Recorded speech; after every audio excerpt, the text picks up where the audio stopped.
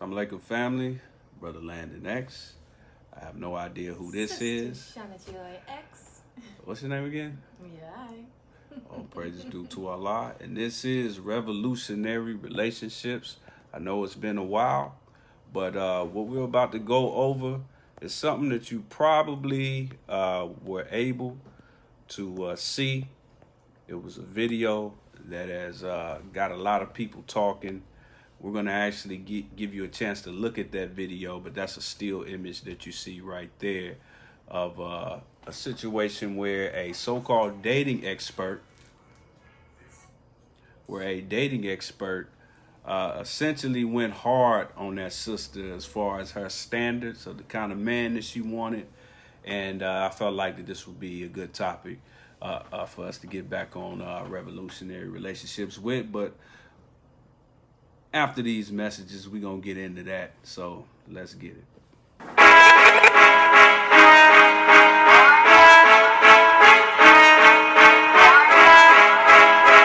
was told to deliver this message.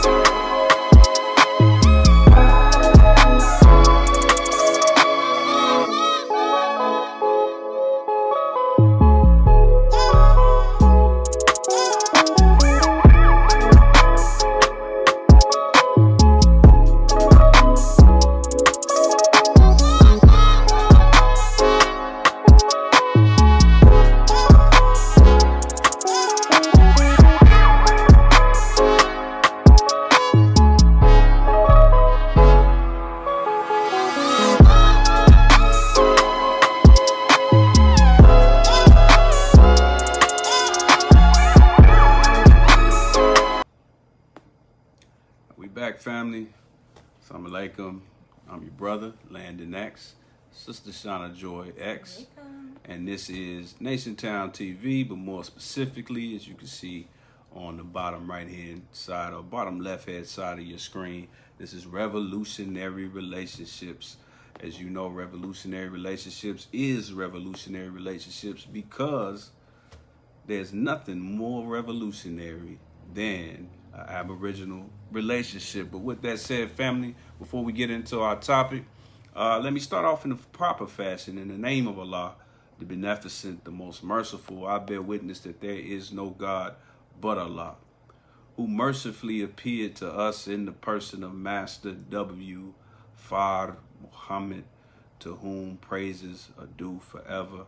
I further bear witness that Muhammad is his messenger. With all due respect, love, and gratitude to Prophet Muhammad ibn Abdullah, peace be upon him, when I say that I bear witness that Muhammad is his messenger, I'm speaking of none other than the most honorable Elijah Muhammad, because that is right and in line with the Holy Quran, Surah 16, Ayat 36, as well as Surah 10, Ayat 47. I mean, however far you want to go, even Surah 14, Ayat 4, where it says that that messenger would speak the language of that people. And that is, of course, the most honorable Elijah Muhammad. Like Biggie used to say, if you don't know now, you know. But I wouldn't know nothing about either one of these beautiful men if it were not for the divine leadership, the teaching, and the guidance of the Honorable Minister Louis Farrakhan. And those three great names, I greet all the Nation Town Revolutionary Relationship family in the words of peace. We said in the Arabic language of Assalamu alaikum. Alaikum salam, sir. All praises due to Allah. So we're going to get into this topic. We're going to try not to be too long. But I really felt, me and my wife felt the need to get into this because of the fact that here's this brother who has a I guess you could say a podcast where he deals with dating, where he deals with that whole nine, and the sister basically just wanted some some advice on how to get the kind of man that she felt like she deserved. Nothing wrong with that. And apparently this brother, I didn't catch his name, nor would I really, feel comfortable advertising it. But I guess his thing is to go hard and to cut out all the tiptoeing through the tulips and just speak straight words. Now, when this video clip was put out there, it, of course, as always, it don't take much. But of course, you had a gender warfare again amongst black men, black women, and just men and women in general.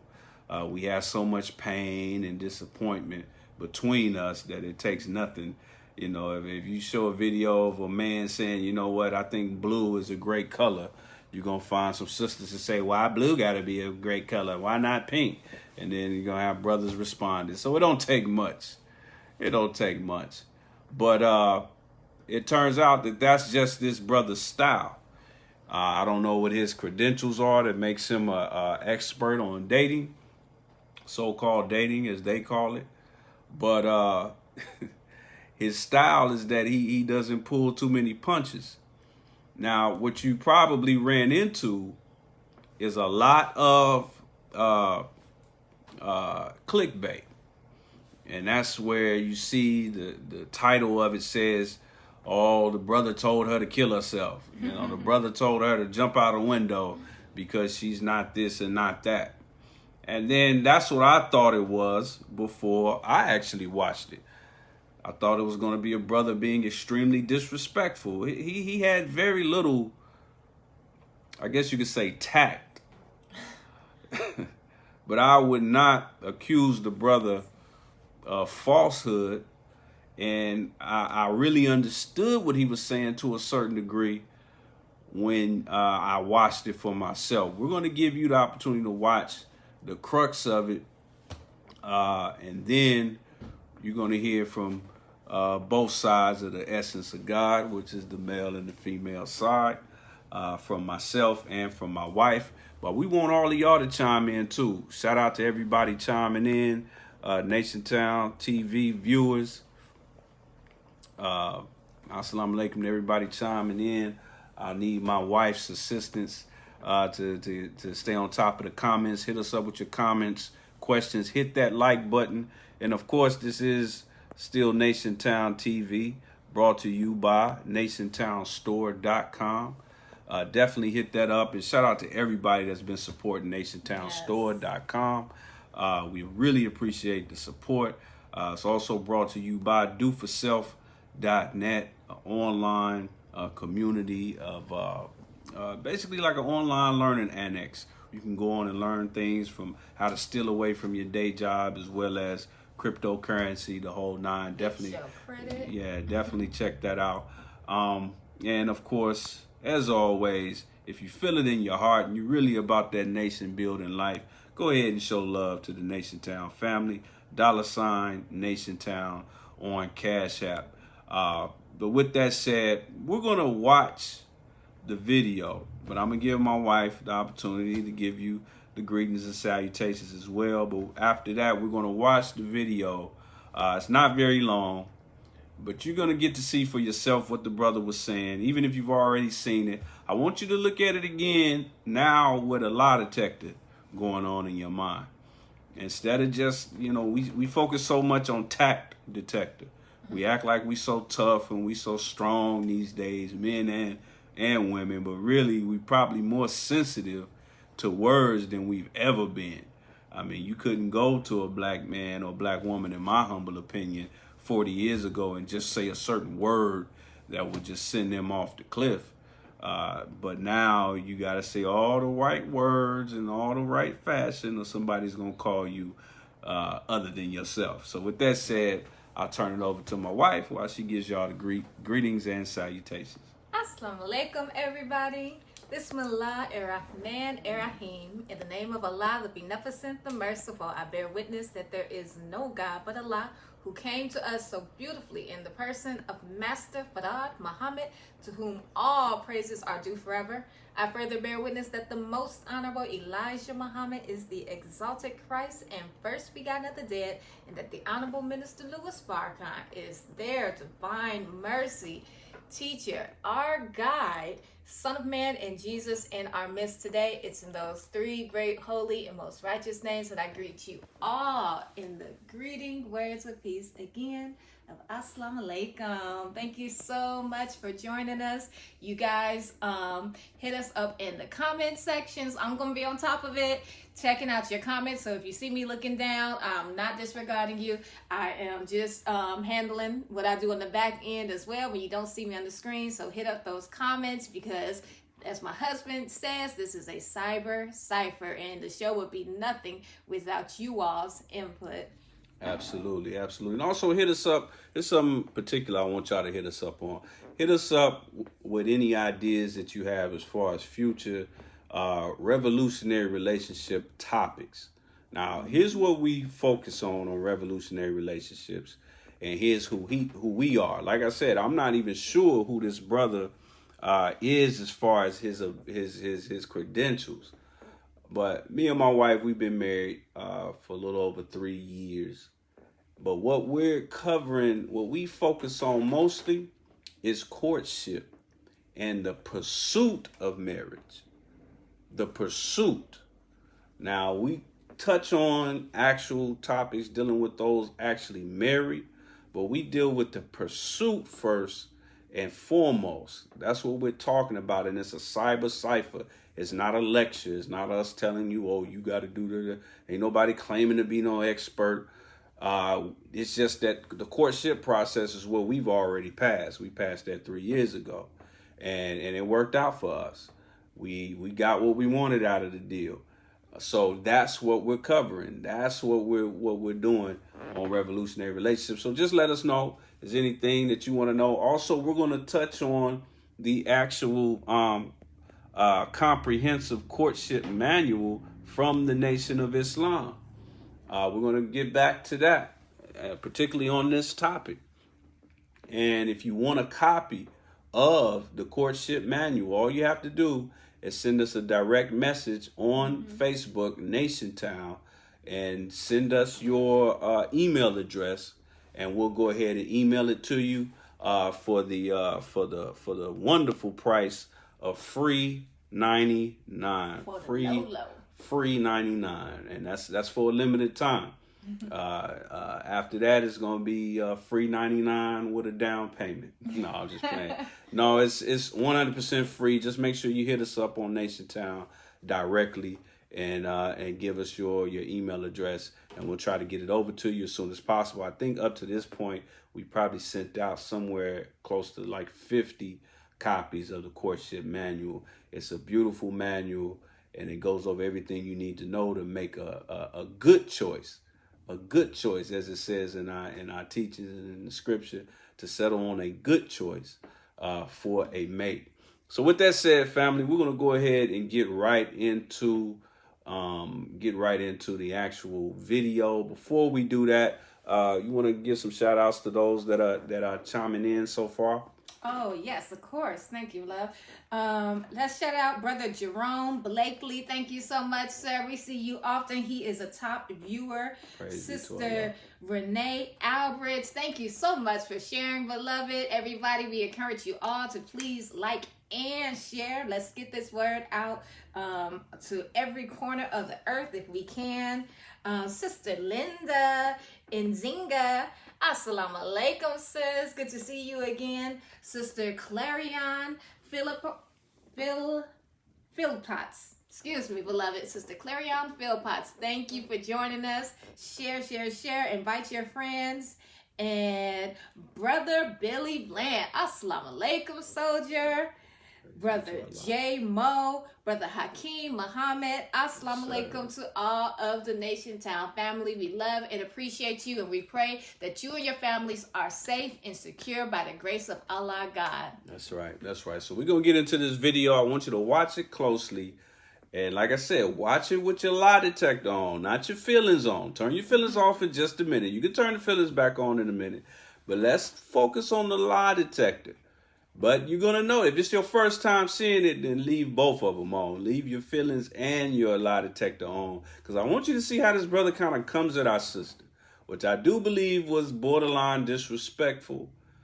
It just lacked tact. You know, you got to know how to speak the language of the people. Speak clearly the language of the people. And that doesn't mean English. It doesn't mean Spanish or patois or nothing like that. It means speaking to their needs, their condition, what they've been through, and speaking it in a way that it actually gets through. Because I think this sister, I firmly believe this sister did a fantastic job of taking this brother's hard way of trying to help her without getting offended. You know, she probably went and cried in the car afterward, but at the time that he was talking to her, she took it very well, but most people are not able to do that. Most people act like they're so strong and they're so stable and they're so confident in where they stand. But as soon as they get any kind of opposition to what they want or how they feel, you know, they become unhinged. So this sister showed me a lot just by, you know, maintaining her composure, even though the brother, he kept saying with all due respect and all of that, but in between all due respects, he was chopping her head off. So without further ado, let's actually listen to how the brother handled our sister. Figure guy is what I'm realizing. And I honestly want a six-figure guy is what I'm realizing. And ma'am, and that's my point. You ladies all feel like, listen, you ladies all feel like you're the exception to the rule. And then when someone like myself comes along and gives you a dose of reality, instead of just accepting it, it's like, yeah, but I'm special. You don't know any men on this level that are not your father, that aren't related to you. That means you don't know these men. You don't know where to go get them. You don't know what they want. But you're still saying, pick me. They don't want mid-30-year-old baby mamas. I'm trying to be polite, man, but they don't want those. Can I ask you a question? Did you hear what I said? Yes. Why is that so? Okay, go ahead. Why is it so what? Go ahead.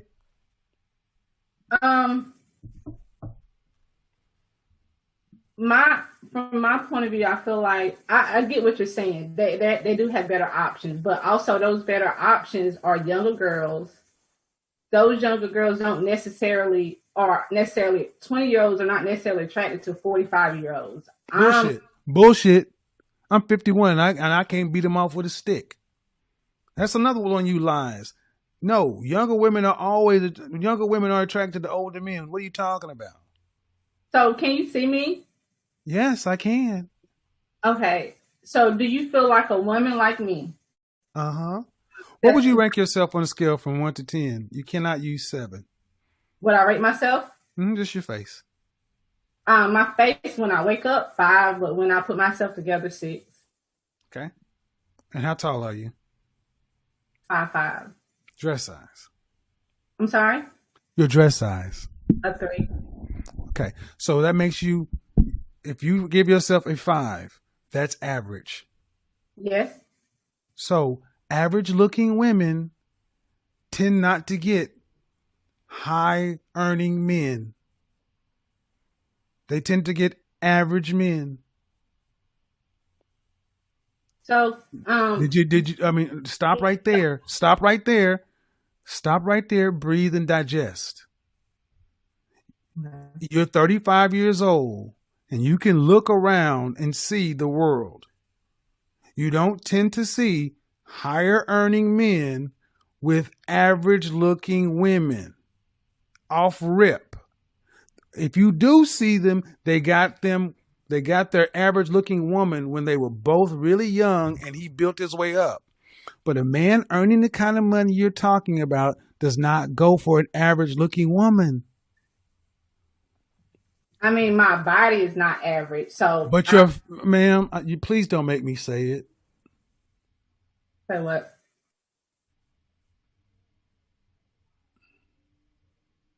I really just wanted some advice. I love your I'm stuff. giving you advice, but you're not taking it. The advice is, ma'am, you're average looking at best. I'm taking it in, but Okay, but you're not accepting the fact that, okay, average looking women, average looking woman who's older, average looking older woman with a 13-year-old son, average looking woman with a 13-year-old son with a sketchy baby daddy. This gets worse every time I say something. And now you're asking for a man who's in the top 10% of men. You don't qualify for one. And you're making, I mean, I don't want to have to go there, but when you put in all these other factors, why can't you just get a man that's an average guy? sometimes I feel like in order to fully submit, I have to feel like he's in Well, then control. you're gonna die alone. How about that? Let me just cut to the chase, ma'am. You can feel like what you want to, but women like you die alone, straight up, because you think you're better than the men that you qualify for. And the only reason, honestly, ma'am, that I can see a woman like yourself really thinking you deserve more is because you earn more money than most people around you in North Carolina. But if your ass worked at the post office, you would not think so highly of your opportunities.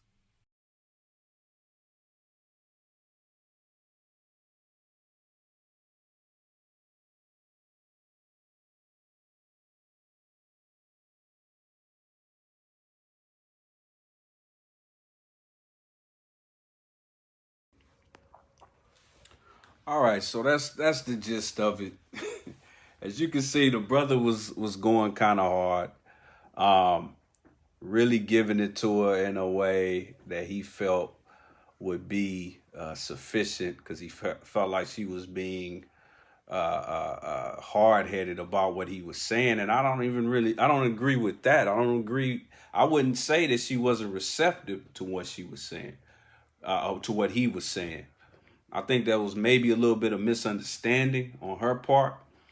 But then on the flip side, the brother wasn't lying. He wasn't saying something that was not true. You can't charge him with falsehood. You cannot charge him with falsehood. You can charge him with a lack of tact, but you cannot charge him with falsehood. But I will say this before I give my wife's take on it so far. But I will say this.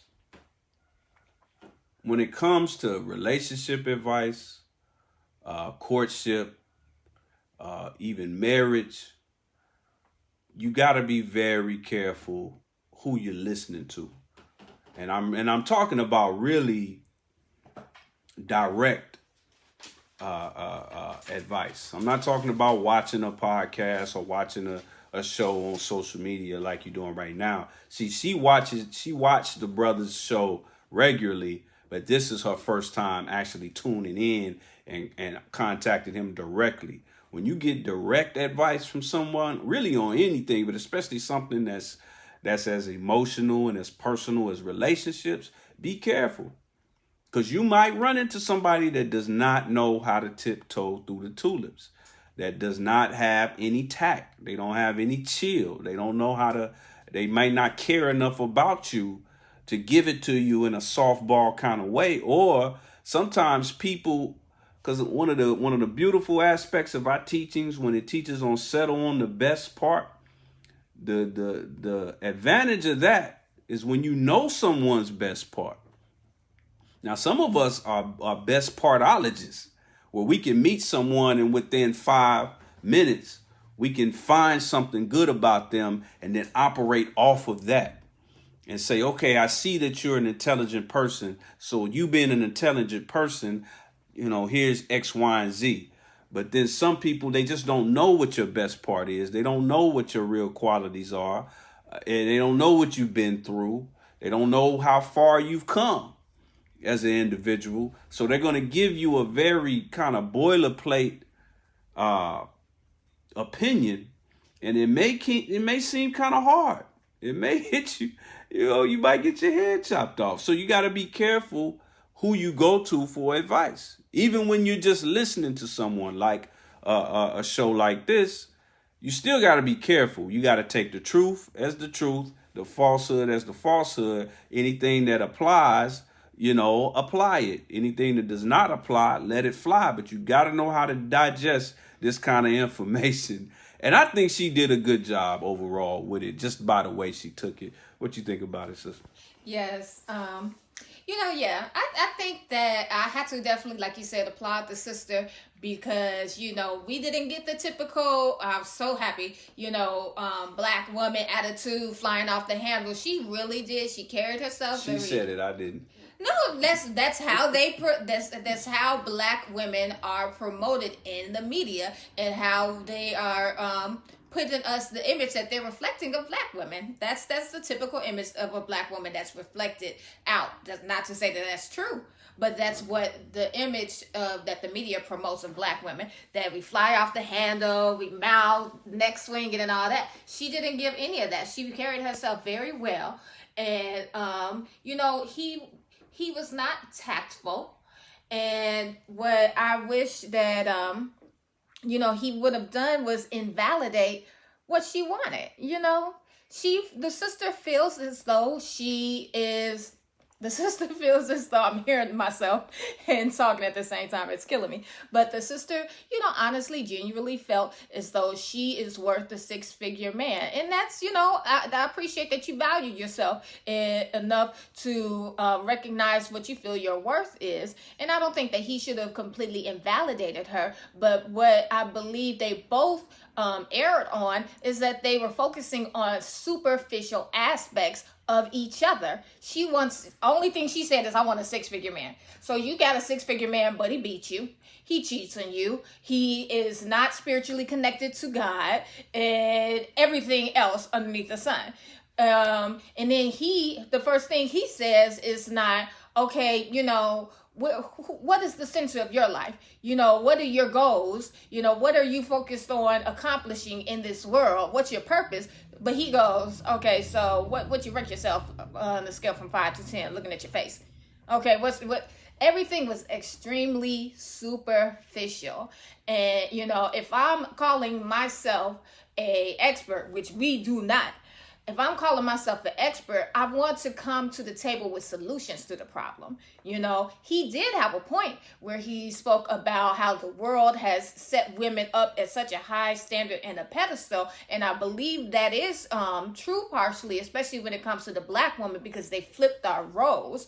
But I feel as though he could have came to her with some gentle guidance and let her know, sister, you can mine out that man. Why do the man, you could find a 6-figure man. He just might not be a 6-figure man when you find him. I'm not sure. I believe he said that she had been making 6 figures for 3 years with a grooming company. So like my husband was saying, let's settle on the best part. Sister, you have a beautiful knowledge that you have already manifested into reality with your own 6-figure business. So let's work on finding a man that is more realistic for you at this time, and then you are building each other up. There's things that I'm sure he can build in mind out of you, and you can build in mind that 6-figure man out of him. He just completely invalidated the sister. Oh, you're not cute enough, you got a baby daddy. Look at here, who in this world does not have all different obstacles or struggles or skeletons in their closet? So come on, we have to find ways to get around it, especially as Black people. I don't think that we should be automatically just invalidating ourselves because of the circumstances in which the world has placed us, which has us behind the 8 ball like that. Okay, so yes, let's acknowledge that, yeah, okay, you might have a baby daddy and this, that, and the other, but also let's acknowledge why, we have to be able to see from both perspectives why the woman has this feeling or sense of that I want this and I want that. How has the world instilled that in us in a negative manner? Not to, oh, you're a woman, you're great, but no, in this, it's for the Black man and woman that's been done strategically to place the woman on top of the man and place the man under the woman and really just, flip the natural order in which God has created us. And we need to understand why our men aren't at the level that we feel that they should be for us as well. Absolutely. And make sure y'all hitting us up with your questions and comments. Make sure we check in the questions and comments. And let me say this. I really don't, one thing I agree with 80% of what my wife just said, but I agree with the brother's approach after she laid that out, that she wants a 6-figure man. That was the first thing she said. So she set the table on superficiality. Sure. So the brother had to come and dig her out of that using superficiality. Because let's face it, if let's say a brother is out there and he makes 6 or even 7 figures, he makes good money, and he thinks that that's his best part. He thinks that that's the best thing that he brings to the table. And he feels like that's the only thing he cares to bring to the table of any value. He's going to come with a very superficial approach. He's going to care about, okay, how old is she? Oh, she's late 30s, early 40s. Oh, no. How many children? Oh, she's got a 13-year-old. Oh, she, as the brother said, she's got a sketchy baby daddy. Oh, I don't need no baby daddy problems. Because that brother that makes the 6 figures and he knows, let me tell you something, sisters. A man, I don't care what his school of thought is, what his education level is, where he's from, how he grew up. A man can always tell, and women can too, but we talking about brothers right now. A man can always tell what the initial attraction was. Right. When a sister is showing, in whatever way she shows it, that she's attracted to him. He can always tell, you know what, that sister, she likes me because I always make her laugh. Because he'll notice how you change around him after he tell joke after joke and get you to just laughing and blushing and whatnot. He can tell that, oh, her whole outlook on me changed when I pulled up in that Benz, when I pulled up in that Lexus, when I pulled up in that whatever. Oh, I can tell she's always complimenting my clothes or whatever, or the name brands I'm wearing. We know. So when a brother sees that kind of attraction, he's gonna respond in that kind of way. Oh, she thinks I'm a catch because I make X amount of dollars. Okay. So let's play that game. Let's play the superficial game. Wait a minute, she's got a child. Wait a minute, she's in her late 30s. Wait a minute, she's not, a supermodel. She looks nothing like an Instagram model or whatever. She, wait a minute, she's this, she's that. So the brother, I felt like, was right and exact and kind of throwing that back in her face and saying, wait a minute, see, because those are the two major superficialities that men and women focus on. Right. Women do care about looks, and they can be superficial about looks. And first of all, there's nothing wrong with being considerate of looks. You just want to take it all in, and we're going to talk about that with courtship in a minute. But the brother is usually about looks. The sister is usually about, okay, what has the brother produced? What has he produced? How much money does he make? Because he's going to have to take care of me and so forth and so on. So how much money does he make? Those are the two go-to superficialities when it comes to men and women. So when she comes, sniffing around for money, he's going to sniff right back for looks. He's going to sniff right back about how old you are. He's going to sniff right back about your children and your baby daddy situation. How much drama, how much baggage are you carrying? So the brother had to dig her out of that. It's like in the Nation of Islam. One of the reasons that you'll hear someone from the nation quote the Bible, first of all, there's nothing wrong with a Muslim knowing the Bible. The Bible was taught to Prophet Muhammad, peace be upon him. So why shouldn't a Muslim know the Bible and be able to talk based on the Bible? But one of the reasons we in the Nation of Islam will be quick to go to the Bible when we're dealing with our non-Muslim family is that we have to pull them out of that grave. We got to reach into that to pull them out. So we're going to thump them with their own book. We're going to thump them with the thing that they say they believe in or that they say that they're privy to. So that's what that brother did. Oh, okay, it's all about how much money he makes. Okay, well, let me tell you how. You remember what he said? He said, you don't know men like this. Let me tell you how the men like that think. And that's a fact. I know brothers like that. They were not in the Nation of Islam, but brothers in my former life who were in that position. And they were not against a sister who was not your typical Instagram model. They weren't running away from sisters like that. But they could always tell when one would come to them with that kind of mentality, and they would act as such, and they would deal with them in that manner. Do we have any comments or questions? Yes, sir. Brother Michael, our brother, Michael Muhammad Moss, number 27. Oh, Him and praise my due to beautiful Allah. sister Giselle and their beautiful family. Oh, that's deuce. Yes. 22. Brother Michael says, kill the male and spare the female. That's right. Most definitely. Let's see. We have Brother Jerome Blakely. He says he sound like he had an issue with women. No. Possibly. Oh, no. Possibly. And Brother Hakeem Muhammad, he said, oh my God, I watched much of this yesterday, and he was rude and hollowed. Hollow. Absolutely. And I agree that there might, because here's the truth. One thing that I think sisters get a bad rap on, because when you talk about bitterness, you usually only hear people talking about a bitter woman, particularly a bitter black woman. But you never talk about bitter men. And there are a lot of all races. There are a lot of bitter men who have been through a lot.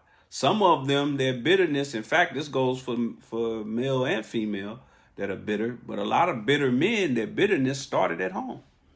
Their bitterness started with their mother. They had a tough relationship with their mother. And a lot of sisters had a tough relationship with their father. So the bitterness started even before they began the so-called dating life. Wow. So the brother said, I'm 50, I think he said 51, 52 years old. He appears to be a brother that's somewhat successful. He claims to know other brothers that are somewhat successful. So he's probably been through a situation where he was on the way up and then he got to a certain point.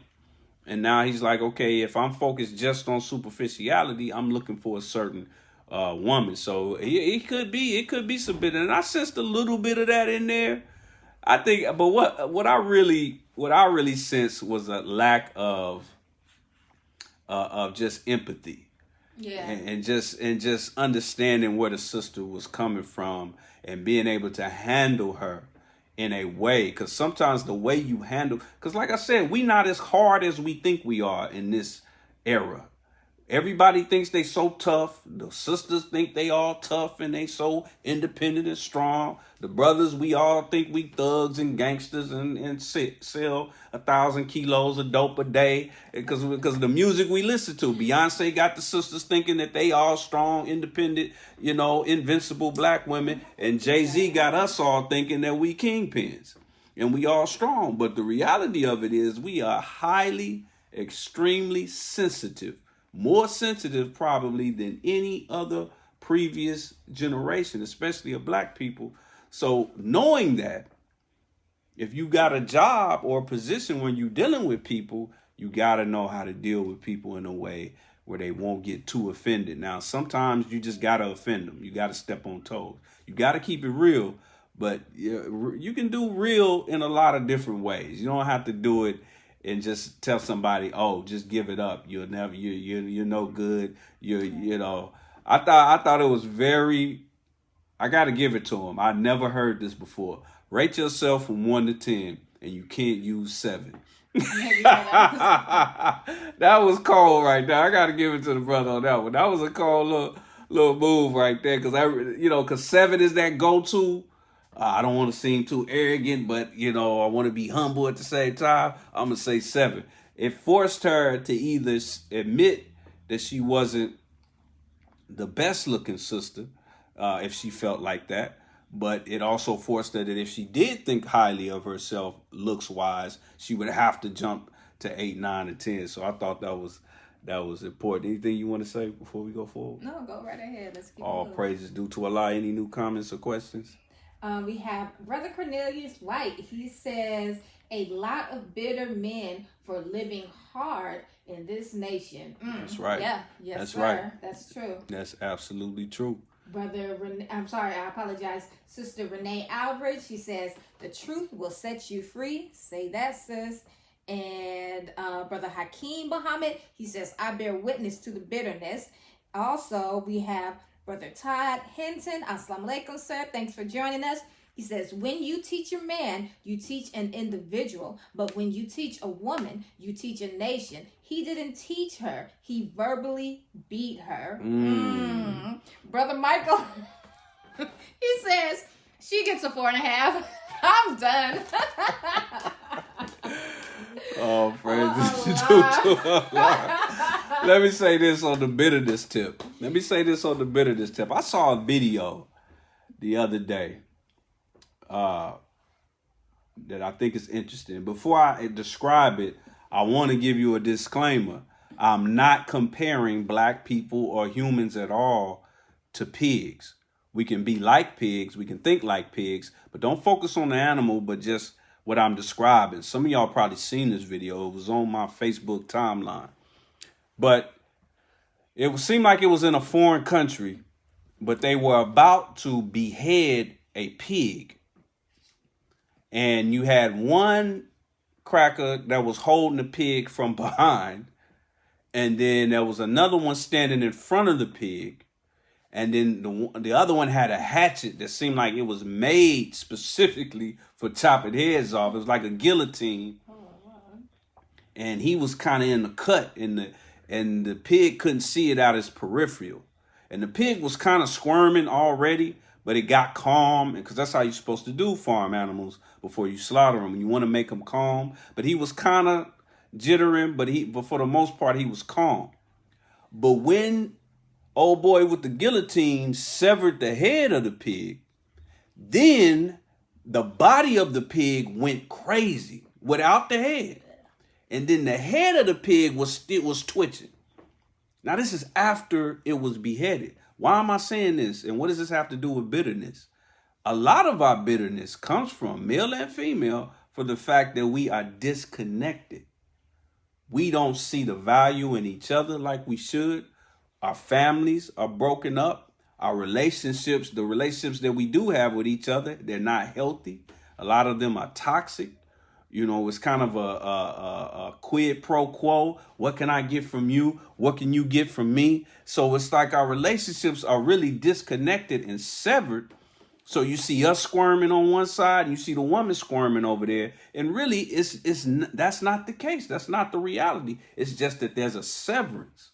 We really don't know each other. So therefore, we squirming and kicking and screaming because there's a disconnection there. And I thank Allah for these teachings, because what we're going to go over before we get out of here is going to be a way in which we can put that head back on the body and get back. And that would do a lot against so-called bitterness. You want to say something? Yes, we have a comment from Sister Linda Muhammad. Assalamu alaikum, beloved. She says, the nature of the woman is to be chanted. I'm not sure if that's correct, chanted, and not seeking a man. Or is it chaste or not seeking a man? I'm just going to go ahead and read what she said. The nature of the female is to be chanted and not seeking a man. Her nature is to look for in a man one who can protect and maintain her. But today, women are chasing the man and we are out of balance. Men used to seek women. Yes. Yes, absolutely. Ma'am. I definitely agree with that. That's true. Absolutely. You want to elaborate on that? Oh, yes. Chase, thank you, beloved. That's what I thought, but I didn't want to put words in your message. Yes, ma'am. No, yes. That's true. You know, and we've gotten like this because of society. You know, society has placed us in a manner where our priorities are completely out of whack. You know, like my husband had mentioned, you know, everything is the male against the female. You know, we're to a point where, you know, I mean, I'm happy that the sister is even looking for a man. You know, she wants a man. She's not on that independent, I don't need no man. You know what I'm saying? So all praise belongs to Allah for that, you know? So she's correct. You know, our men, you know, our priorities as men and women have been shifted into other places. We see men nowadays, now you want a girlfriend to get you a PS5. You know, it's cuffing season because it's wintertime. You gotta stay somewhere warm. You know what I'm saying? Stuff like that. But we're not looking for mates for the proper reason and because our men, black men, are so scarce. A quality black man to fulfill the purpose in which a man has been created by God to maintain and protect and secure a woman. Those type of quality men that have that in them and are able to fulfill that are so scarce for women. Yeah, we have to chase after a man now. And it wasn't like that. Like, I don't know. I'm going to have to go back, holler at my mom and my grandma and ask them, was there ever a time back in you all's day that you all was like, man, ain't no good men around? I really want to know. I literally just thought about that when we were preparing. But to my knowledge, outside of this generation, you know, this recent generation we're living in, you know, women were never, there ain't no good men around. You know, having to chase after a man and had the sentiment that we have today. And that's all by design. It's so important that we know our enemy and we know the traps because we're falling into the traps. And instead of looking at the true enemy that's setting the trap, we're looking at each other like we're the enemy. You know, and that's all by design. So, you know, that's why I love the teachings of the most honorable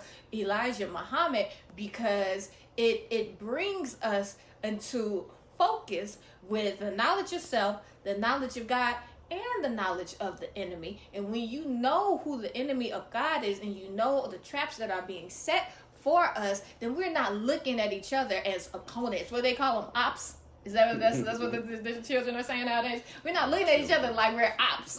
You know what I'm saying? We're looking at each other like, man, like my husband said, we have empathy for each other now. We're looking like, man, we're both victims. We've both been bit by the same dog, you know? So we can come at each other from a different standpoint. We can come at each other with more love, compassion, and understanding instead of say, I want a six-figure man. And we're the six-figure man. Well, I want a man that I can build and grow with. I understand that a lot of my brothers aren't six figures because we've been placed in a position where we can't make that even if we have the qualifications. You know, a brother can come to the sister, man, I understand, sis. You definitely, worth the six-figure man. You the black woman. You're a mother of all creation. But you know, let's not just deal on that superficial aspect. Let's come at it from another standpoint, and let's see if we can find find a man for you that loves you and not can just provide for you financially, but can sustain you mentally, physically, and emotionally, and can be a good father to your son and this, that, and the other. So, yes, ma'am, I definitely agree with that. We have been chasing men for the wrong reason. It's a systematic thing, and it's been put in place by our enemy, and we definitely need to understand that. I agree to a certain degree. Here's the thing. Here's the thing. And this is why we do this show. Our generation, when I say generation, I mean the literal definition. Generation normally means 30 years. But I'm going to bump that up to about 40. Our generation, if you have grown up or growing up within the last 30 to 40 years, you're faced with something that your great grandma and your grandma didn't have to deal with. You're trying to put together a black family from scratch with no visible instructions, with no real example in your own family. Yeah, you got a mama. Yeah, you may have a relationship with your father. Yeah, you may have a couple of married couples in your family, but you know more about their struggles than you know about their happiness. Yeah, you see a lot of relationships. Yeah, but do you really know the science of mating? And most of us do not. So we're trying to put something together. I know some of y'all done bought something from IKEA before. You done bought something that you got to put something together. Some of y'all don't pay attention to the instructions anyway. But it's that much more difficult when you're trying to put it together without the instructions. So here's the situation that we in, the males and the females. Notice that the sister said right off the bat, I want a 6-figure man. There's a movie called that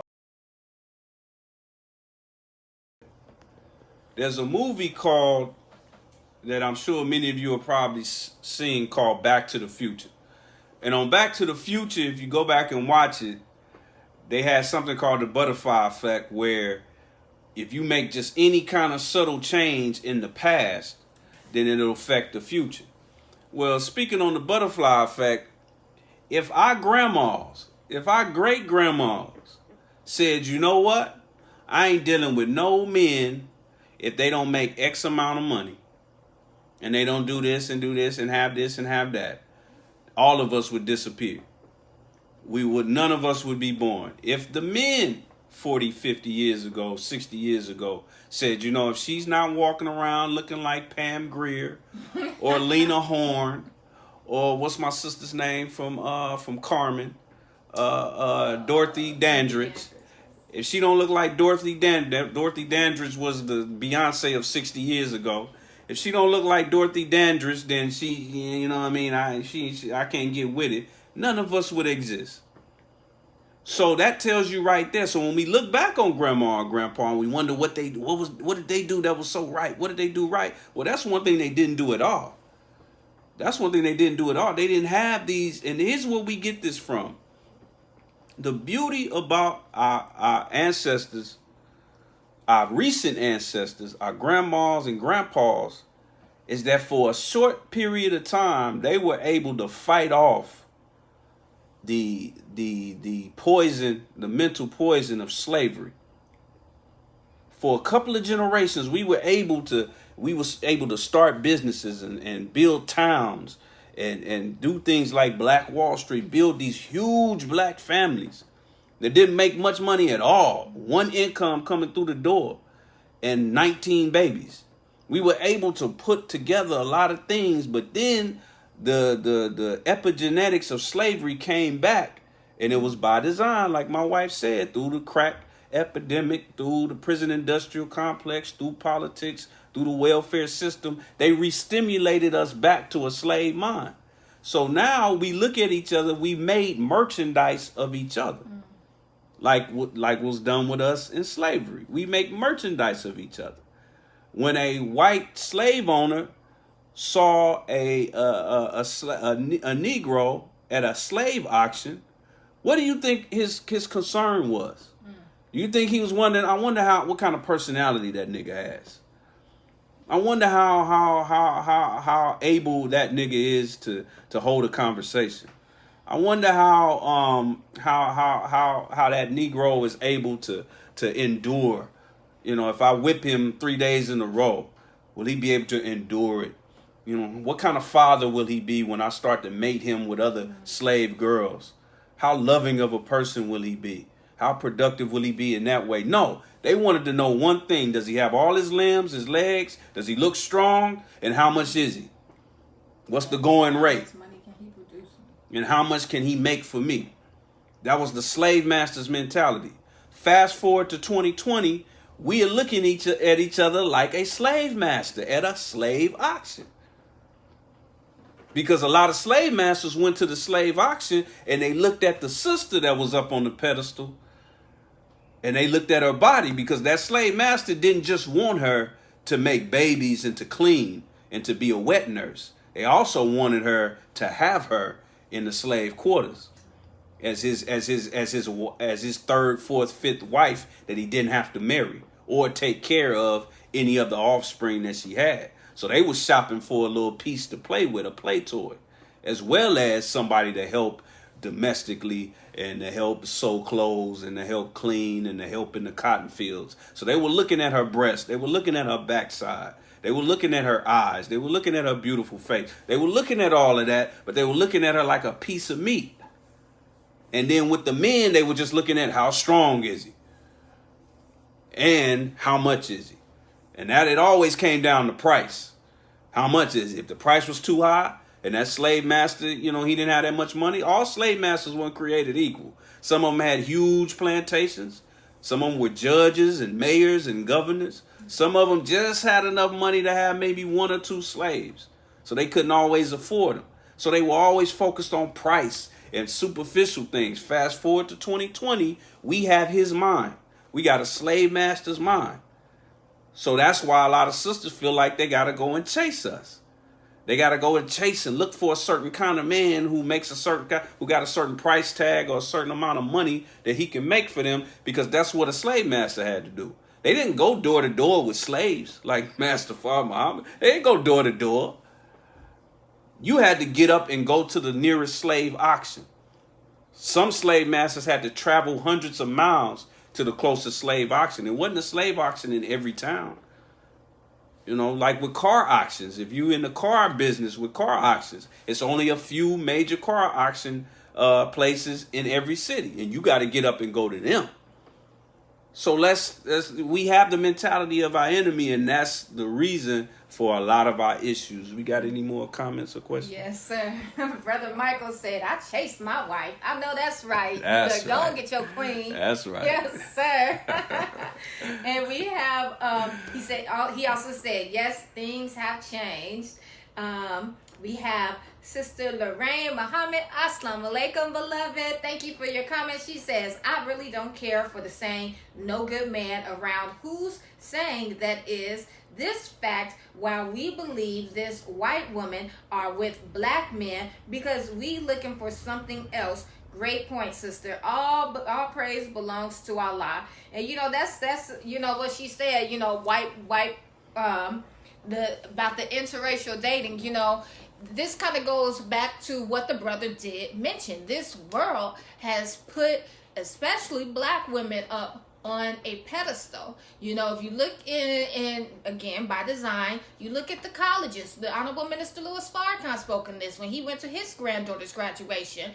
Majority of the graduates were sisters. What are they graduating in? They're graduating in education. They're graduating in medicine. Men are going to school. They're studying physical education, phys ed. You know what I'm saying? Psychology, things that aren't going to be producing the type of income and being able to build a nation. So we have the sisters who have been placed on a pedestal.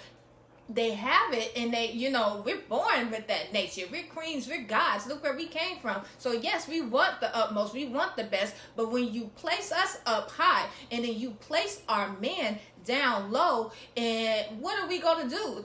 Most people especially in the world that we're living in, sisters aren't just going to be like, you know, like the sister, you didn't hear her say, well, you know what, you're right, you know, I do have a, you know, a child, and, you know, I'm getting older, so let me just modify my standards a bit. No, those standards are going to stay where they're at, but they're going to stop looking at the black man, and now they're going to be looking at the man that's around them. Who do we work amongst? Well, not me, because I've been blessed. Thank you. But who do we work amongst? Most black women are educated sisters who have been blessed to get these beautiful degrees, and now, you know, they're working in the white man's world. Who you working amongst? You don't see brothers. They might be the parking attendants. They might be, you don't see a lot of brothers. Let me not generalize. But the brothers that you see, they might be the security, the parking attendants, the custodial engineers. So they're not fitting that 6-figure range that you're bringing in, and you're wanting someone equal or better than you. So eventually, Brad, Nathan, Jake, you know, those are going to become their options. And they're already looking at the sisters. Like the minister say, they'll come up on you with a little dirty, nasty joke. And then you're like, well, you know, he's treating me nice, and he's making the money that I want. You know, I just can't find a brother. And bam, now they done got their seed in the hereafter. It's all a plan. Man, I find it funny how she said Jake. First thing came to my mind was Jake from State Farm. So damn, she's saying all the sisters gonna end up with Jake from State Farm. Golly. All right, so now the question is this: so how do we break up that those slave master standards, where we walk right in the door looking for slave master standards?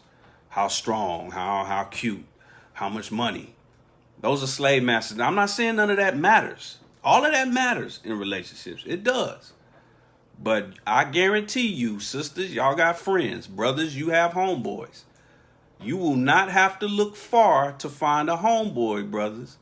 And sisters, y'all got male friends. You do not have to look far to find a male friend or family member who is in a miserable relationship with an attractive sister. You do not have to look far to find a sister that is in a miserable relationship with a man that got a little bit of money. Or a lot of money. You see it all the time. If you just watch TV, you see it all the time with these celebrity relationships. Sisters filing for divorce all the time. White women too. The wife of Jeff Bezos, the richest man on the planet Earth. She was with him when in his office he had a sign that said Amazon.com, and he wrote it with a Sharpie. She was with him then. She was in the gym with him. She was shooting with him in the gym. She was with him. But she reached a point with him where she couldn't take him no more. Even though he was a multi-billionaire. His company is valued in the trillions now. But she reached a point where she's like, I can't take this dude no more. So there are women in relationships with men with money, and they tired of it. There are men that are in relationships with attractive women, and they tired of it. You know, so that means that it's something else. Bless you. There's something else that has to be considered in our relationships. And that's where courtship comes into play. Speaking of which, let's listen to a man who knows something about strong marriages. He's been married for over 60 years. 60 years. Let's listen to this man talk about the basis of courtship. Real marriage is not physical. Real marriage is spiritual. Even though we're attracted to each other initially on a physical plane, you can't remain together if you're just physical. It's got to go deeper into the spiritual. So in Islam, we don't allow,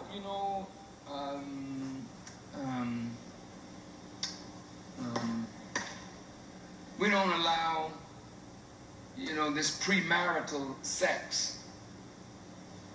Oh, let's shack. You know what I mean?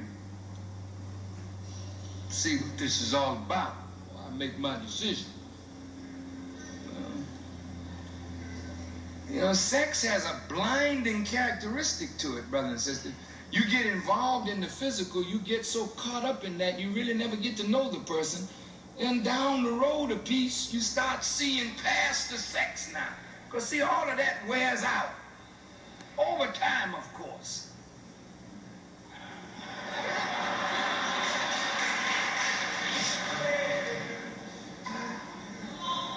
All machines sometimes slow down and break down, brother.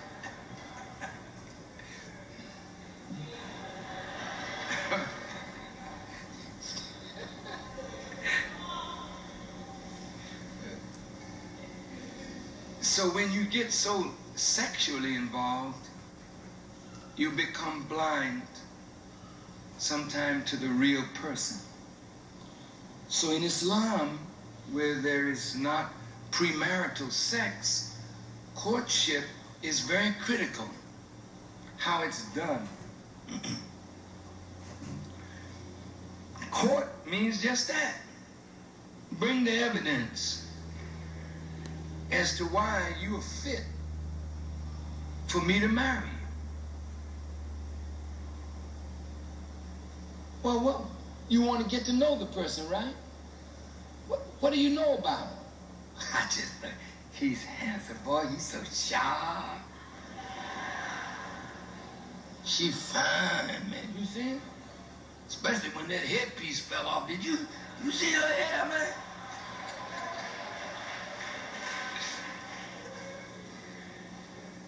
No, man, that wasn't no weave either, brother.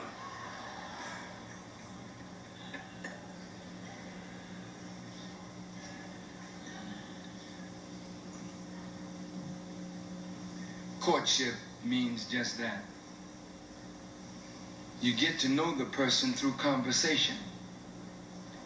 You want to know something about the history of the person. You want to know something about the background. You want to get to meet members of the family. Then you want to ask and raise questions that give you insight into the character of the person that you want to spend the rest of your life with.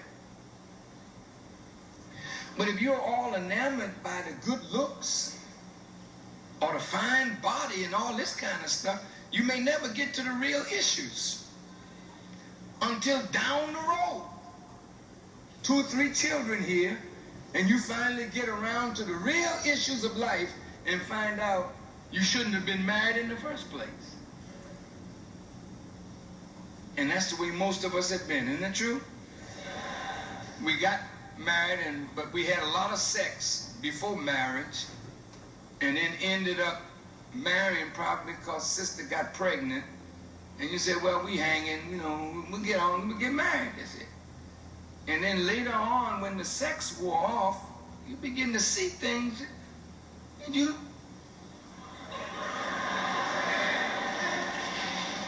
I didn't know you was like that, but I don't know why. I've been this way ever since I was born. And then you end up in bad shape, brother. End up fighting her, killing her. She end up killing you, fighting you. And the children end up suffering. So the more time you take to explore the mentality, the characteristic of the person, then the better decision you will.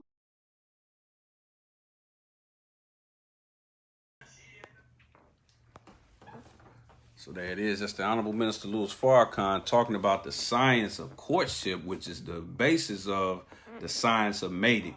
And speaking of slavery, those one of the 3 sciences that were stolen from us: the science of business, the science of warfare, and the science of mating, which when you're dealing with humans, mating deals with everything that comes with relationships and family. If you're dealing with dogs or animals, then it just comes to putting 2 of them together and watching them make puppies or whatever. But with us, it's deeper than that, even though we've deviated to a point where it seemed like we on the same level as animals. But I think we got some comments and some questions, and as well as a comment from my wife. Go ahead. Yes, sir. We have Brother Michael. Brother Michael, keep on with the comments. Deuce. He says, a good man is more valuable than 6 figures. Yes, say that, sir. That's right. Sister Lorraine Muhammad, she says, as pioneers, She says, as a pioneer in the mosque, married couples would invite both believers to dinner, making a safe environment for courtship. Are we doing that now? Good question, beloved. Good question. Inshallah, we are. Go ahead, love. Let me deal with that. She's talking about the importance of having a chaperone. And just for an example, with me and my wife, when we courted, she lived in Waxahachie, Texas, which is outside of Dallas. I was here in Los Angeles. We went on 2 courtship outings, well, 3 courtship outings. 2 were in Texas, 1 was here in Los Angeles. And the first one we did, our chaperone was a young brother and his wife. Y'all might have heard of him, Brother Ben X, and his wonderful wife, Sister Octavia. So Brother Ben and Sister Octavia chaperoned us. And then after that, it was her student minister, Brother Malik in Waxahachie, who was the student minister and student coordinator of the Waxahachie study group. My sister Cherie, shout out to Waxahachie for life. All praises due to Allah. So yes, that's still 100% encouraged. It's in that comprehensive courtship manual, and it is strongly encouraged. I strongly encourage it because it takes away from that urge to want to cross the line. And it's not about dogma. It's not about spookism. Oh, if y'all have sex before y'all marry, y'all gonna go to Muslim hell. And we don't look at it like that.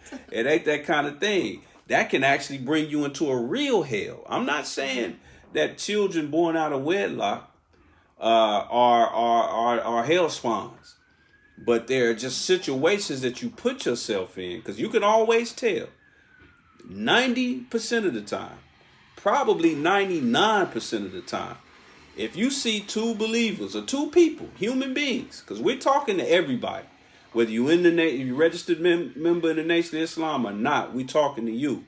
And hopefully you can get something out of this. So when you hear us say Muslim, we still talking about you. You just not a registered Muslim.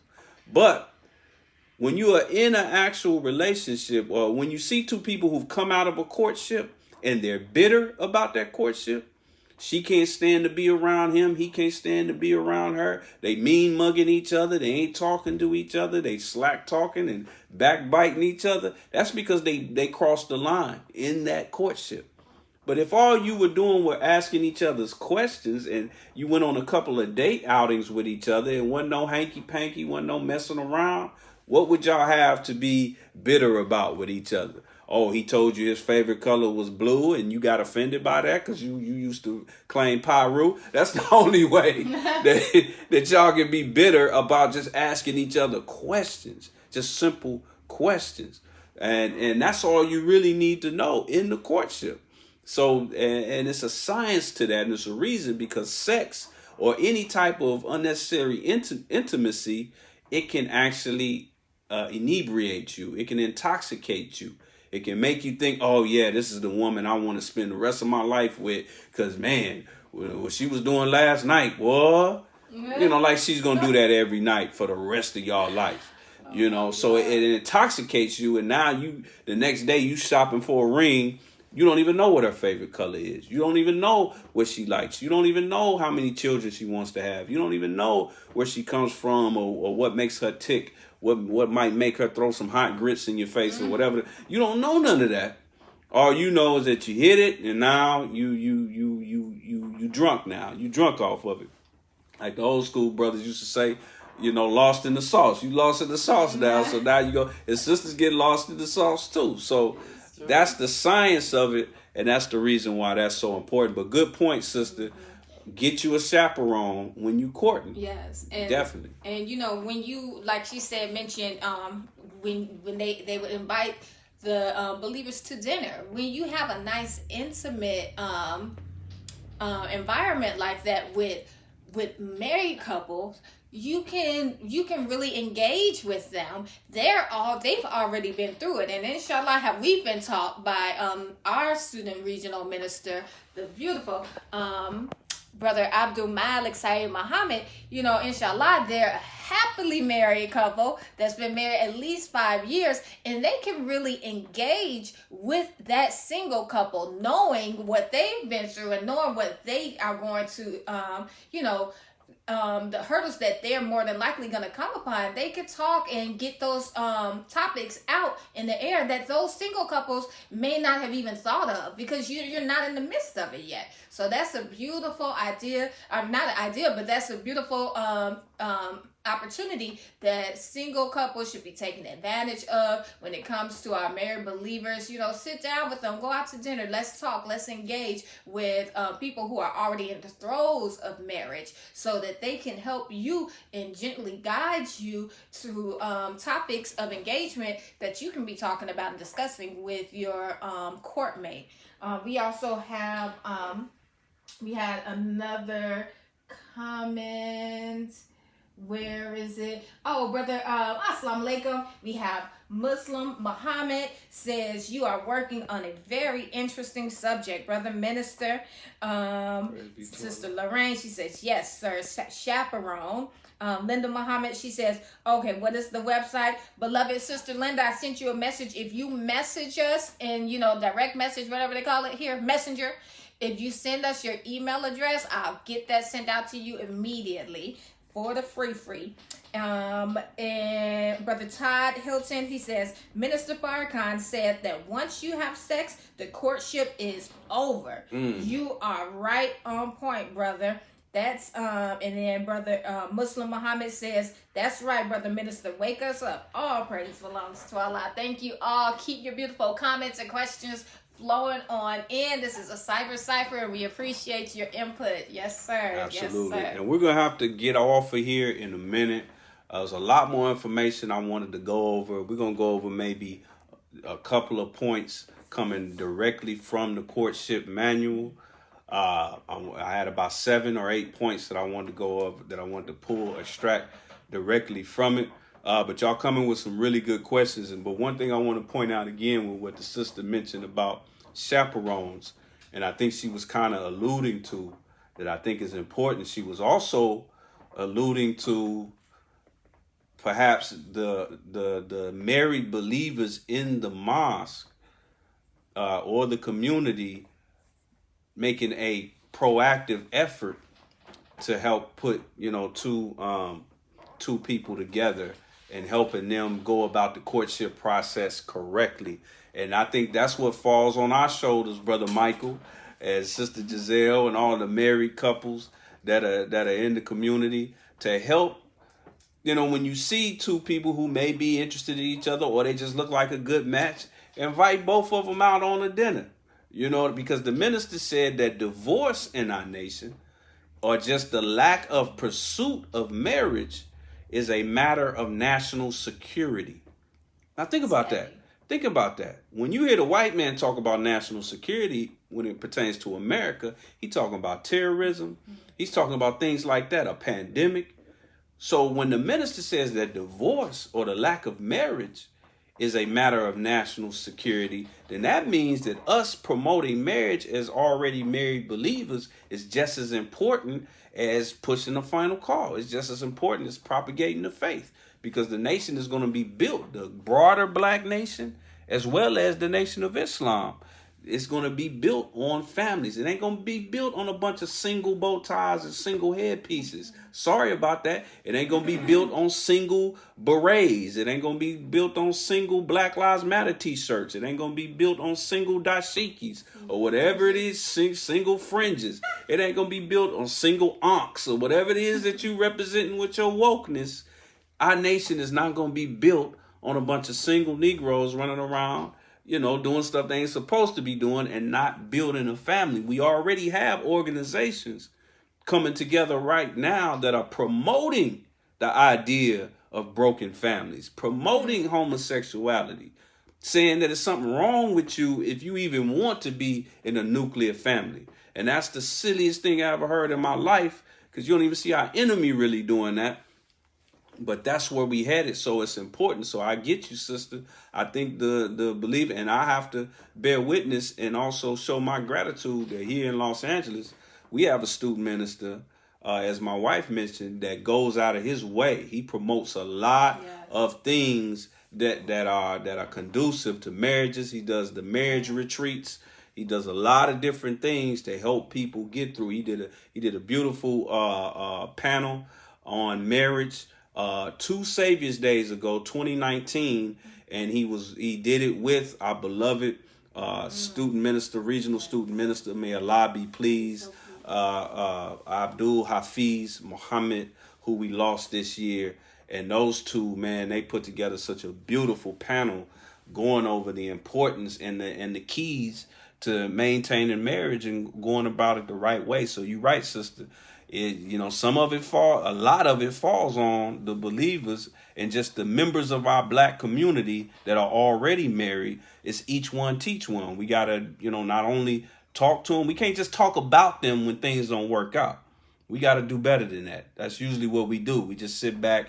We let young people or just people who've never done something before do it by themselves and then do it wrong. And then when they fall on their face, we sit back and slack talk and talk about them. No, that's not a community. That's not a village. So I agree with you 100%, dear sister. I think we got another comment. Yes, Sister Lorraine Muhammad again. Thank you, beloved. She says, Singles retreats were very important. We got to meet each other outside the mosque and also a good environment. I enjoyed being around the believers. Yes, ma'am. I bear witness. I was on a singles retreat and I saw even, there weren't a lot of link ups in the retreat, but afterwards there, those who went on the retreat, those believers, we became close, and you saw marriages that grew out of the retreat. So that was beautiful.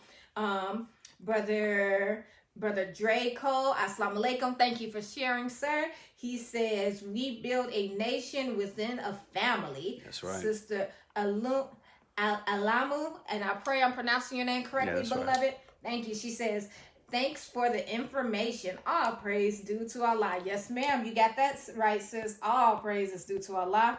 Sister Linda Muhammad, she says, thank you both for sharing your knowledge, wisdom, and experience with us this evening. Praise belongs to Allah. We are just striving to parrot the words of our teacher. We wouldn't have anything to share with you of worth any value if it wasn't for the teachings of the Honorable Minister, the most Honorable Elijah Muhammad, given to us by the Honorable Minister Louis Farrakhan, and the guidance of the Nation of Islam.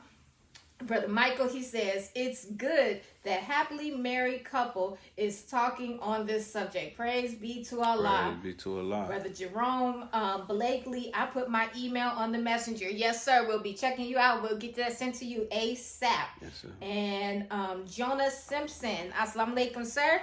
He says, any good resources on the science of mating other than the minister's clip you just played? Excellent question. Absolutely. And that's what I'm going to go over. What I'm going to do, I just had a bootleg vision-like experience. I vision that there will be a part 2 to this subject, going into the actual science of the courtship. And what I'm going to do, I'm going to read off a couple of points that are in the courtship manual. And then the next episode, we're going to get into it and really break it down. But I want to comment on something Brother Michael said. Brother Michael 22 pointed out he gave us props for being a happy couple. But when I came in the mosque, I saw our student minister Abdul Malik Saeed Muhammad, but then I saw other believers like Brother Michael and Sister Giselle and how they were raising their families the way they should go. Yes. I mean, they got 3 top soldiers. They all look like Brother Michael. They all little clones. But I paid attention. I paid attention to.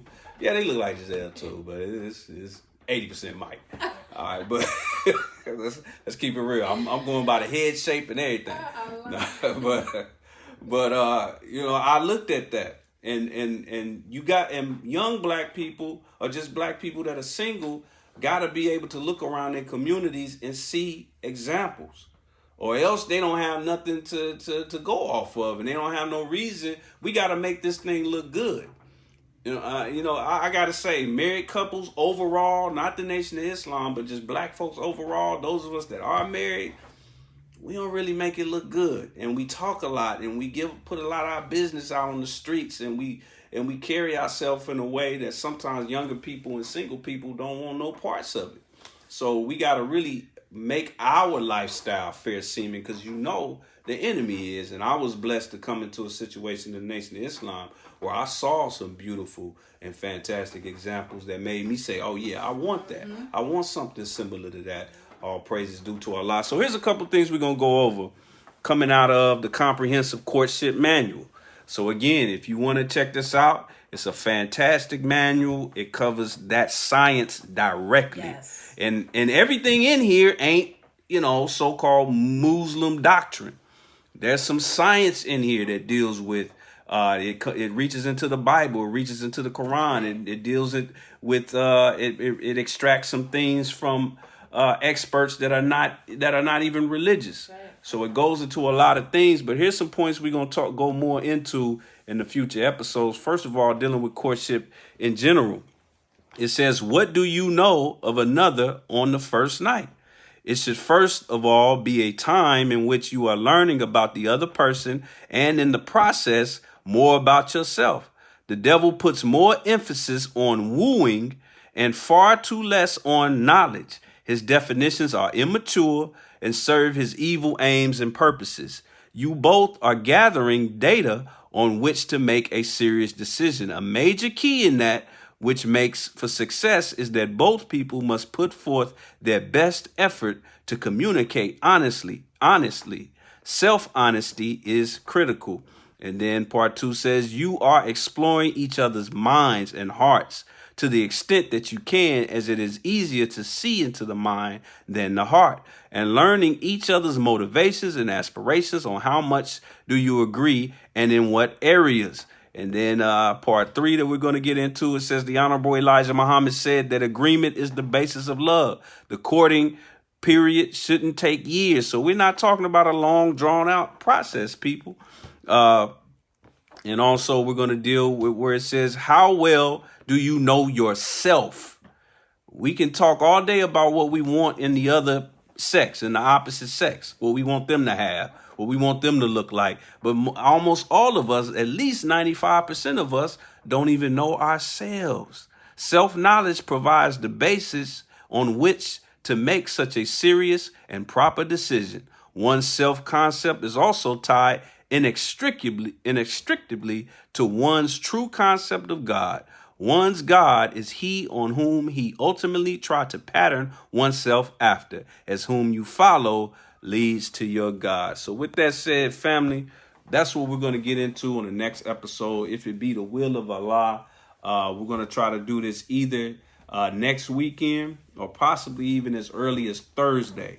So to all the Nation Town family, always check for new Nation Town live segments from us on Tuesdays, Thursdays, and Sundays, possibly Saturdays, but almost definitely Tuesdays and then Thursdays and then either one of the weekend days. So be on the lookout for that. Do we have any other comments before we get out of here? Let's see. All right. Brother Muslim Muhammad says, come on with the part 2, Brother Minister. Yes, all sir. praises due to Allah. Brother Michael J. Muhammad says, teach, all praise belongs to Allah. Yes, sir. Brother Todd Hilton, I like this. He says, the messenger said, court short and marry long. That's yes, right. Sir. That's right. Brother Michael Muhammad, I'll be tuning in, family. Oh, you better tune in. We look forward to your questions and comments, brother. That's right. Give my sister the greetings and give the Deuce. boys my love and my sister Amira as well. That's right. Deuce. Praise be to Allah. Well, with that said, family, we appreciate y'all sticking it out with us. We gotta do y'all done forced the issue. We gotta do a part 2 on this, dealing with the topic, but the science to prevent the kind of situation that we saw in that interview with the so-called relationship expert or dating expert and that sister, because there's more of a science to it. If you just go into the so-called courtship field, or as they say in the world, dating field, just with a number, a price tag, or how much money somebody makes, or measurements, waist measurements and all of that, then you're going to come up with a simple answer, and you're going to regret that simple answer. But if you want to know the science of it, then studying has to go in through. And the first thing you got to study is yourself. So with that said, if my wife has any last comments, and then we're going to leave you as we greeted you. Oh, we covered it all. I'm gonna hold anything else for the part 2. I look forward to all of you all joining us again. Thank you all again so very much for your time and your participation, and I pray Allah continues to bless you and your families and keep you all safe. All praises due to Allah. That's a big part right there. And don't take nobody's vaccines. Come on. If you have not seen our beloved brother, student assistant minister to the Honorable Minister Louis Farrakhan, Ismail Muhammad, and his lecture out of Chicago earlier today, go on Nationtown TV. It's been shared on there, and go ahead and watch that. We all know that you cannot fathom the depths of this enemy, but sometimes you got to study those depths when you know them. So he goes into some of those depths. Yes. So make sure that you definitely watch that. But with that said, we leave you as we greeted you in the words of peace of Assalamu alaikum. Alaikum salam.